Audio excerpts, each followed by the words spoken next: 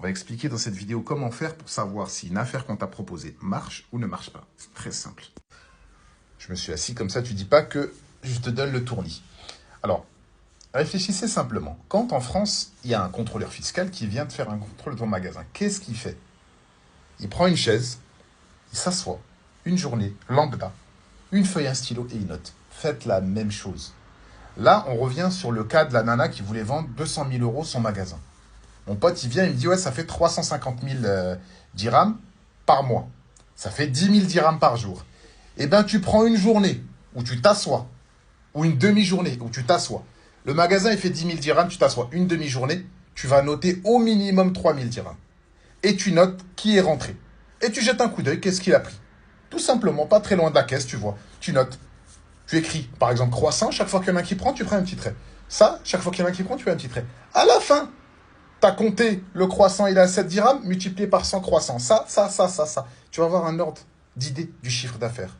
Celui qui te dit qu'il a des fluctuations fortes sur son magasin, c'est un menteur. J'ai un petit tacos, et tu regardes, parce que j'ai montré à ce monsieur-là les chiffres jour après jour, c'est similaire. Il y a des variations de 10-20%. Donc si tu notes en toute une journée 2000 dirhams, 3000 dirhams, et que le gars te dit qu'il fait 10 000 dirhams par jour, c'est qu'il ment. Tu quittes de là et tu ne parles pas plus avec lui. Quelqu'un qui a une affaire qui marche, comme le dit ce jeune homme, il ne vend pas. Il y a des cas où ils peuvent vendre leurs affaires, mais c'est très rare. Si jamais tu veux acheter une affaire, c'est gratuit, je te le dis, je te l'offre. Tu veux acheter une affaire, contacte-moi. J'ai pas que ça à faire, mais contacte-moi. Dis-moi, voilà, je voulais racheter ça. Est-ce que c'est bénéf, c'est pas bénéf? Et je vais te poser 2-3 questions, je vais te dire d'aller vérifier 2-3 trucs, et je vais te faciliter de perdre je sais pas combien de temps. S'il y a bien un truc qui est horrible, c'est les gens qui arnaquent les gens. Moi, j'ai vendu mon café. J'ai dit au gars, je te préviens, pendant un an, je n'ai pas été bénéf. Est-ce que tu es sûr de toi? Je lui ai dit une deuxième fois, je lui ai dit une troisième fois, on s'est revu encore et encore et encore. À la fin, il a acheté, à la fin, c'était pas bénéf, à la fin, il a fait faillite. Et mon café, j'ai mis dedans 60 000 dirhams de travaux. Je l'ai vendu 25 000 €, juste pour avoir un ordre d'idée.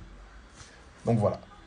Une affaire qui marche, c'est louche. Il faut faire attention. Il ne faut pas se sauter dedans. Il ne faut pas aller pieds et mains dedans à l'intérieur.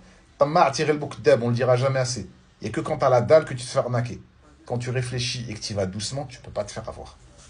On se force à vous. Inch'Allah que tout le monde investit comme il le veut et qu'on soit nombreux ici, parce que je me sens seul des fois.